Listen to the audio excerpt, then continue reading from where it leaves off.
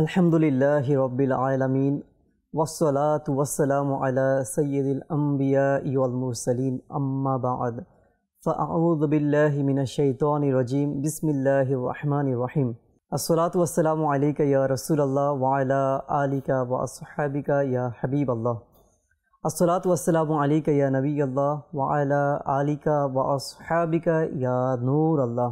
প্রিয় মাদানী চ্যানেলের দর্শকবৃন্দ, আপনাদের মাঝে আল্লাহ পাকের দয়ায় মাদানী চ্যানেল বাংলার নতুন একটি অনুষ্ঠান নিয়ে উপস্থিত হয়েছি। আর এই অনুষ্ঠানের নাম হচ্ছে তাহাজ্জুদ গুজার বান্দা।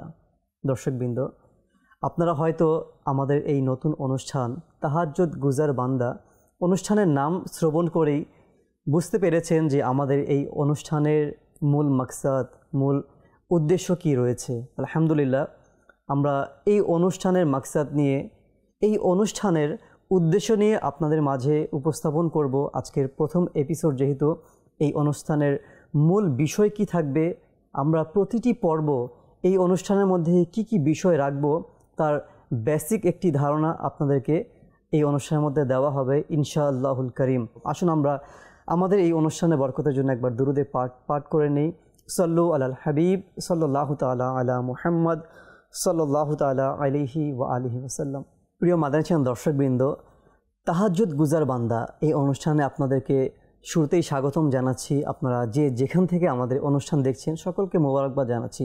দর্শকবৃন্দ, আসুন আমরা এই অনুষ্ঠানের শুরুতে ভালো ভালো নিয়ত করে নিই, কেননা হাদিসে পাকের মধ্যে বর্ণিত রয়েছে মুসলমানের নিয়ত তার আমল অপেক্ষা উত্তম।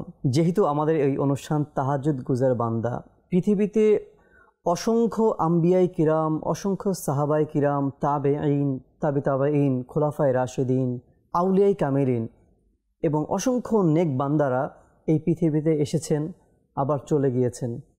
তো ওই সকল নেক বান্দাদের মধ্যে বিশেষ বিশেষ যে সকল নেক বান্দা রয়েছে, বিশেষ কিছু আম্বিয়াই কিরাম, বিশেষ কিছু সাহাবাই কিরাম, বিশেষ কিছু তাবেঈ বুজুর্গ এবং আউলিয়াই কিরামদের আমরা সংক্ষিপ্ত জীবনী শ্রবণ করব এবং তাদের সাথে তাহাজ্জুদের কি সম্পর্ক রয়েছে, এই সকল বিষয় নিয়ে আমাদের এই অনুষ্ঠান প্রতিনিয়ত চলবে।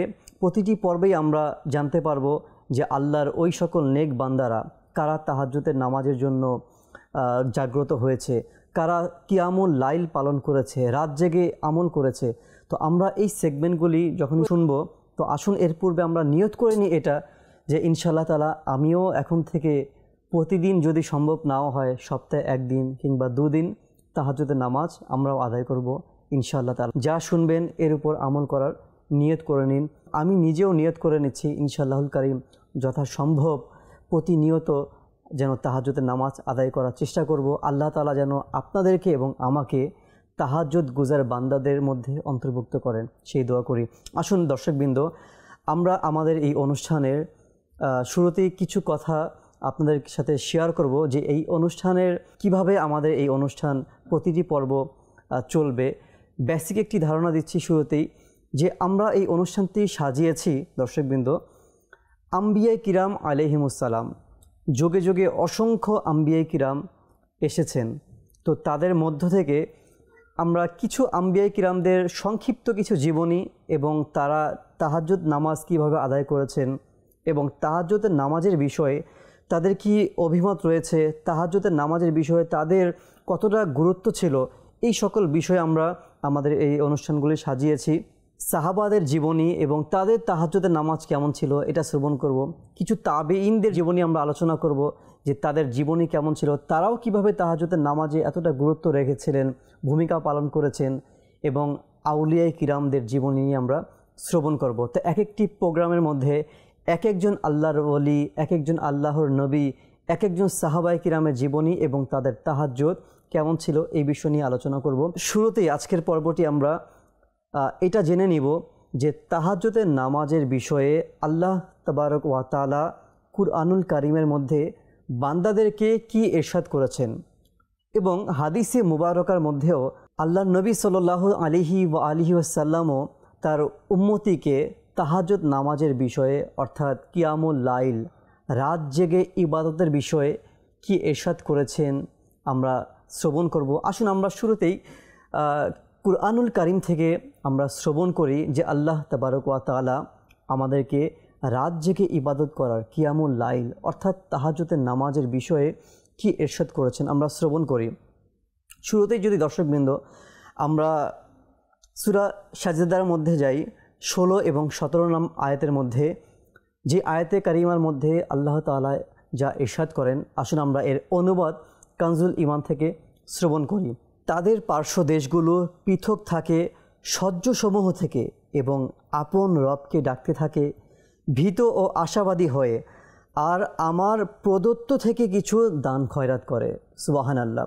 এই আয়াতে কারিমার মধ্যেও দর্শকবৃন্দ আমরা যদি একটু খেয়াল করি যে তাদের পার্শ্ব দেশগুলো পৃথক থাকে সহ্যসমূহ থেকে, এই আয়াতে কারিমার মধ্যে যারা মুফাসসির যারা তাফসির করেছেন এর মধ্যে যেই তাফসিরের বিষয়ে সকলের অর্থাৎ ম্যাক্সিমাম অভিমত রয়েছে, এর মধ্যে যদি আমরা দেখি সেটা হচ্ছে তাদের পার্শ্ব দেশগুলি পৃথক হয়েছে সহ্যসমূহ থেকে। এই বিষয়ে বলা হয়েছে যে তাহাজ্জুদ গুজার বান্দাদের বিষয়ে, যেই সকল বান্দারা তাদের রাতকে নরম বিছানার মধ্যে আরাম আয়েশের মধ্যে কাটায়নি, যারা তাদের রাতকে ওই নরম বিছানা থেকে উঠে আল্লাহ পাকের ইবাদতের মধ্যে কাটিয়েছে, অর্থাৎ কিয়ামুল লাইল অথবা তাহাজ্জুদ নামাজের মধ্যে অতিবাহিত করেছেন, এদের বিষয়ে আল্লাহ তাআলা কুরআনুল কারীমের মধ্যে ইরশাদ করেছেন। এবং আমরা যদি অন্য একটি আয়াতের মধ্যে যদি আমরা শ্রবণ করি, সূরা ফুরকানের 64 নং আয়াতে যদি আমরা শ্রবণ করি, এর অনুবাদ আমি আপনাদেরকে বলছি কানজুল ঈমান হতে, এবং ওই সকল লোক যারা রাত অতিবাহিত করে আপন রবের জন্য সাজদা ও কিয়ামের মধ্যে। সুবহানাল্লাহ। দর্শকবৃন্দ, এই আয়াতে কারিমার মধ্যেও আল্লাহ তাবারক ওয়া তাআলা তার আপন বান্দাদের বিষয়ে তাজকিরা করেছেন, আলোচনা করেছেন যে ওই সকল বান্দারা যারা আপন রবের জন্য রাতের বেলায় কিয়াম করেন এবং সাজদা করেন। আমরা কি দর্শকবৃন্দ ওই সকল বান্দাদের মধ্যে হতে পারি না যে আমিও আল্লাহ পাকের, তারাও আল্লাহ পাকের বান্দা ছিলেন, আমরাও তো আল্লাহ পাকের বান্দা, তারা রাত জেগে ইবাদত করেছেন, আমরা কি পারি না রাত জেগে ইবাদত করার জন্য? আচ্ছা, একটি বিষয় দর্শকবৃন্দ আমি হয়তোবা আপনাদেরকে বলছি যে রাত জেগে ইবাদত করা, কিয়ামুল লাইল এবং তাহাজ্জুদের নামাজ, এই দুইটির মধ্যে কিছুটা পার্থক্য তো রয়েছে। দেখুন, তাহাজ্জুদ নামাজ কখন বলে বা কখন থেকে তাহাজ্জুদের নামাজ শুরু হয়, এর ওয়াক্ত শুরু হয়, আমরা তো অনেকেই অবগত রয়েছি। ফজরের নামাজ কোন সময় এর সময় হয়, জোহরের নামাজের সময়সীমা, আসর, মাগরিব, ইশা, এর যেই টাইম টেবিল রয়েছে, ডিউরেশন রয়েছে, এর ওয়াক্ত কখন হয় আমরা সকলে অবগত রয়েছি। কিন্তু আমাদের মধ্যে অনেক মানুষ আজকে অনেকে কনফিউশনের মধ্যে থাকে। অনেকে বলে তাহাজ্জুদের নামাজ রাতের 12টার পর শুরু হয়, অনেকে বলে মধ্যরাতে তাহাজ্জুদের নামাজ শুরু হয়। আসলে বিষয়টা এমন নয়, বরং মধ্যরাতে তাহাজ্জুদের নামাজ আদায় করা উত্তম বলা হয়েছে হাদিসে পাকের মধ্যে এবং অসংখ্য কিতাবের মধ্যে। রাতের মধ্য অংশ বা শেষ ভাগ, এই সময়ে তাহাজ্জুদের নামাজ অনেক উত্তম রয়েছে। কিন্তু এর ওয়াক্ত কখন শুরু হয় আমাদের প্রশ্নের মধ্যে রয়েছে। এই অর্থ আমিরে আহলে সুন্নাত দামাত বারকাতুহুল আলিয়াও তিনি অসংখ্যবার হয়তোবা মাদানী মুজাকারার মধ্যেও তিনি বলেছেন, এশার নামাজ যখন আপনার আদায় হয়ে যাবে, আপনি নিজে এশার নামাজ পড়ে ফেললেন, আপনার এশার নামাজ শেষ, এখন আপনি যদি 1 মিনিটের জন্য ঘুমিয়ে যান, ঘুম থেকে উঠে গেলেন, ওই সময় থেকে আপনার জন্য তাহাজ্জুদের ওয়াক্ত হয়ে গেছে, অর্থাৎ এশার আপনার আদায় হয়ে গেছে। আপনি চাইলে এখন তাহাজ্জুদের নামাজ পড়তে পারবেন। সেটা কয়টা বাজে, কোন সময়, এটা দেখার বিষয় নেই, কিন্তু আপনার এশার নামাজ হয়ে গেছে। যদি আপনি এশার আদায় না করেন, আপনি তাহাজ্জুদ পড়তে পারবেন না। যদি এশার নামাজ আদায় হয়ে যায় এবং আপনি যদি ঘুমিয়ে যান, সেটা 1 মিনিট হতে পারে, 2 মিনিট হতে পারে, যদি সংক্ষিপ্ত সময় আপনি চোখ লেগে যায়, আপনি যদি ঘুম থেকে উঠে যান, আপনি এখন থেকে চাইলে তাহাজ্জুদের নামাজ আদায় করতে পারবেন। তবে হ্যাঁ, এর জন্য উত্তম হয়েছে যদি আমরা এশার নামাজ আদায় করে ঘুমিয়ে যাই, যদি মধ্যরাতে আমরা উঠতে পারি, রাতের শেষ অংশে আমরা যদি জাগ্রত হতে পারি ফজরের আগে, তখন আমাদের ওই সময়টা তাহাজ্জুদের নামাজ আদায় করা সর্বোত্তম রয়েছে। তো আমাদের যেন মিস না হয়, এর জন্য আমরা চেষ্টা করব যখন আমাদের ওয়াক্ত হয়ে যায় তাহাজ্জুদের, যখন আপনার আমার জন্য সহজ হবে, যদি মনে হয় যে আমি এশার পরে সংক্ষিপ্ত ঘুমাতে পারবো, ঘুম থেকে উঠে তাহাজ্জুদের নামাজ পড়তে পারবো, আপনি ওই সময় পড়ে নেন। যদি এমন মনে হয় যে আমি এশার নামাজের পর যদি ঘুমাই, আমি তাহাজ্জুদের সময় সজাগ পাবো না, জাগ্রত হতে পারবো না, ফজরে আজান দিয়ে দিবে, তাহলে আপনি আগেই পড়ে ফেলতে পারেন। অর্থাৎ আমরা যদি ইচ্ছা পোষণ করি দর্শকবৃন্দ যে আমি তাহাজ্জুদের নামাজ আদায় করব, তবে অবশ্যই আপনি আদায় করতে পারবেন। এটা আমাদের জাস্ট ইচ্ছার উপর ডিপেন্ড। আমি উঠতে পারি না, আসলে এমনটা নয়। আচ্ছা দর্শকবৃন্দ, একটি বিষয় যদি আমি আপনাদেরকে বলি যে আমরা কারা ফজরের নামাজ পড়ি? সকলেই পড়ি আলহামদুলিল্লাহ, আমার ধারণা আমরা সকলেই নামাজ পড়ি। আচ্ছা, যে ব্যক্তিটি ফজরের নামাজের জন্য জাগ্রত হয়, উদাহরণস্বরূপ 5টার দিকে ফজরের নামাজের ওয়াক্ত শুরু হয়ে যায়, তো আমরা কিন্তু 5টার দিকে উঠি না, কিছু আগে আমরা ঘুম থেকে উঠে যাই। আচ্ছা, আমরা যদি টার্গেট করি আমাকে তো ফজরের সময় উঠতেই হবে, আমি যদি 15-20 মিনিট আগে ঘুম থেকে উঠে যাই, আমরা 5-10 মিনিটের মধ্যে যদি অজু করে তাহাজ্জুদের জন্য দাঁড়িয়ে যাই, তো অবশ্যই আমরা তাহাজ্জুদের নামাজ পড়তে পারবো। যেহেতু ফজরের নামাজ আমাদের হয়েই থাকে, আমরা কিছু সময় যদি আগে ঘুম থেকে জাগ্রত হই, তাহাজ্জুদের নামাজ হয়ে যাবে। এর জন্য শর্ত এমন নয় যে আমরা অনেক সময় এটা ভাবি যে ফজরের নামাজ তো 5টার দিকে, এখন আমাকে 3টার দিকে উঠে তাহাজ্জুদ পড়তে হবে, আমি কি উঠতে পারবো? আচ্ছা, 3টার দিকে যদি আমি ঘুমাতে যাই, তাহাজ্জুদের জন্য উঠি, আমি যদি আবার 3:30টার দিকে ঘুমিয়ে পড়ি, আমি কি আবার ফজরের সময় উঠতে পারবো? এত কষ্ট বা এত কনফিউশনের কোনো প্রয়োজন নাই। আমরা খুব সহজভাবে যদি আমল করার চেষ্টা করি যে আমি ফজরের নামাজের কিছুক্ষণ আগে উঠে যাব, 20 মিনিট হোক, আধা ঘন্টা হোক, 15 মিনিট হোক, যতটুকু সম্ভব আমরা চেষ্টা করলে ইনশাআল্লাহ তাআলা তাহাজ্জুদের নামাজ আদায় করতে পারবো। এর অনেক ফজিলত রয়েছে।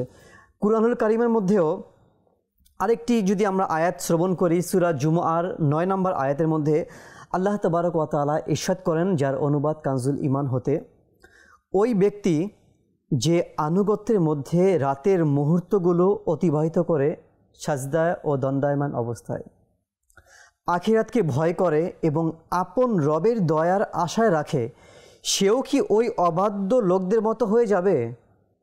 আপনি বলুন, অর্থাৎ আল্লাহর হাবিব সাল্লাল্লাহু আলাইহি সাল্লামকে আল্লাহ পাক বলেন, আপনি বলুন, জ্ঞানীরা ও অজ্ঞ লোকেরা কি এক সমান হতে পারে?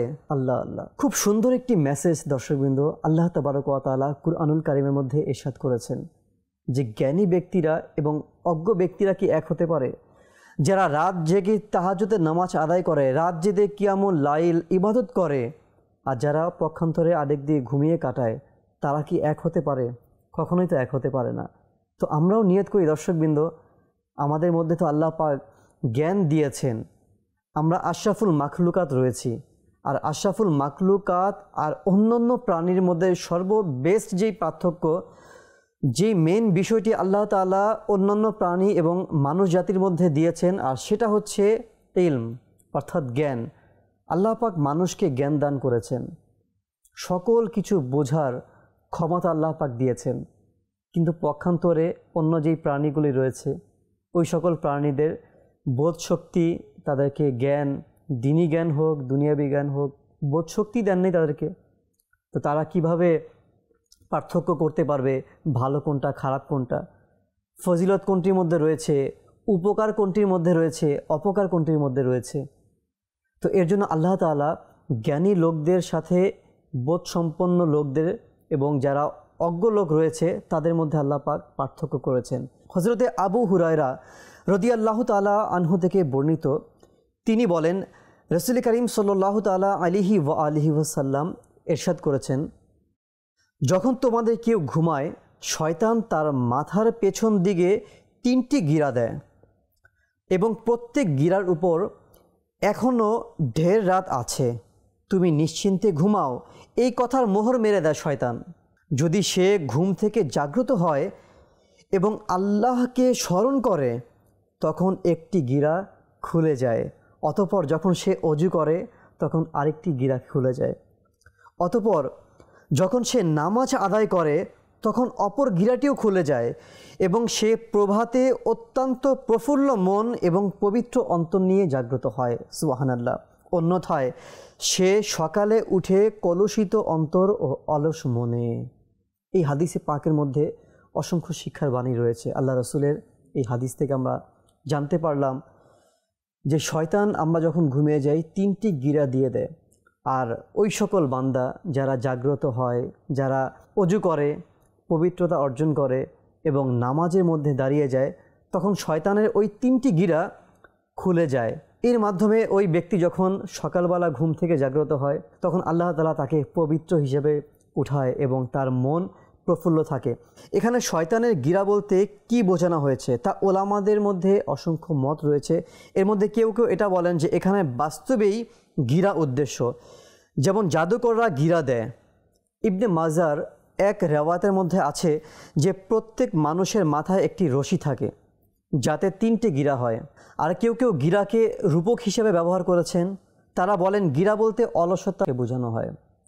যেমন ইবনে মালিক রহমতুল্লাহ আলাই গিরা দ্বারা উদ্দেশ্য অলসতার গিরা। আর কেউ কেউ এখানে গিরা বলতে ধোঁকাকে উদ্দেশ্য করেছেন, অর্থাৎ শয়তানের ধোঁকা, শয়তানের ওয়াসওয়াসা, এর মাধ্যমে বান্দা অলস হয়ে যায়, ধোঁকার মধ্যে পড়ে যায়, এই সকল বিষয়কে বলা হয়েছে। এখানে আল্লাহ পাক বলতে থাকে যে কে আছো যে আমায় ডাকবে আর আমি তার ডাকে সাড়া দেব? কে আছো যে আমার নিকট কিছু চাইবে, আমি তাকে ক্ষমা করে দিব? আর কি আছো আমার কাছে চাওয়ার, আমি তাকে দান করব? এইভাবে আল্লাহ তাআলা রাতের শেষ অংশ পর্যন্ত অর্থাৎ ফজরের আগ পর্যন্ত আল্লাহ তাআলা এভাবেই ডাকতে থাকে। দর্শকবৃন্দ, একটু যদি আমরা কল্পনা করি, এই হাদিসে পাক তো আমরা সকলেই অবগত রয়েছি, ছোট থেকে আমরা এই হাদিসে পাক সম্পর্কে অবগত, আমরা অনেকবার শুনেছি। দেখুন, আমরা আজকে সমস্যায় পড়ে মানুষের কাছে চাই, কিন্তু সেই মানুষ আপনার আমার সমস্যাকে সমাধান করতে পারে না। আমাদের টাকা পয়সা হোক, আমাদের দুনিয়াবি পেরেশানি হোক, আমাদের দুনিয়াবি কাজকর্ম হোক, কিংবা আখিরাতের যা কিছুই রয়েছে, আমরা সকল বিষয়ের জন্য কিন্তু আজকে দুনিয়াতে কারো মুখাপেক্ষী হয়ে থাকি, কারো কাছে চাই। যে আল্লাহ তাআলা স্বয়ং নিজেই তার বিশেষ দয়া, বিশেষ রহমত তাহাজ্জুদের সময় রাতের শেষ অংশে কিংবা রাতের মধ্যভাগে আল্লাহ পাক আমাদেরকে উদ্দেশ্য করে বলে, কি আছো আমার কাছে চাওয়ার, আমি তাকে দান করব? কি আছো আমার কাছে চাওয়ার, আমি তাকে ক্ষমা করে দিব?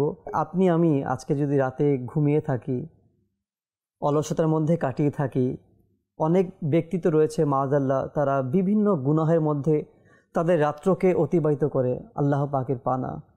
যদি ওই মুহূর্তে মালাকুল মউত আজরাইল আলাইহিস সালাতু ওয়াস সালাম আমাদের সামনে চলে আসে, গুনাহ করতে করতে যদি আমাদের ইন্তেকাল হয়ে যায়, আমাদের ওই ইন্তেকালটা কেমন হবে? পক্ষান্তরে যদি আমরা তাহাজ্জুদের জন্য জাগ্রত হয়ে যাই, তাহাজ্জুদের নামাজ আদায় করতে করতে, আল্লাহ পাকের ইবাদত করতে করতে, সেজদারত অবস্থায় যদি দর্শকবৃন্দ আমাদের মৃত্যু চলে আসে, ওই মৃত্যুটা না কতই উত্তম মৃত্যু হবে।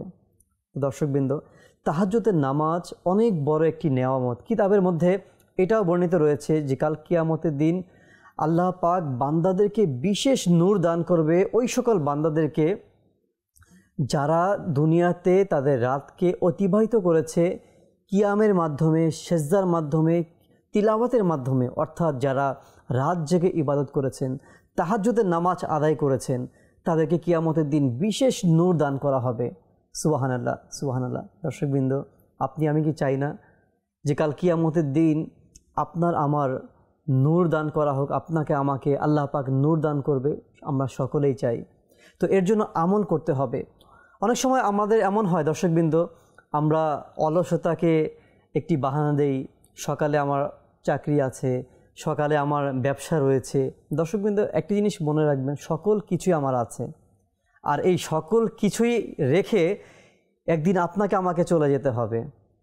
শুধু ওই সময়টুকুর জন্য কাল কিয়ামতের দিন আমরা আফসোস করব, যেই সময়টুকুতে আমরা ইবাদত থেকে বঞ্চিত ছিলাম।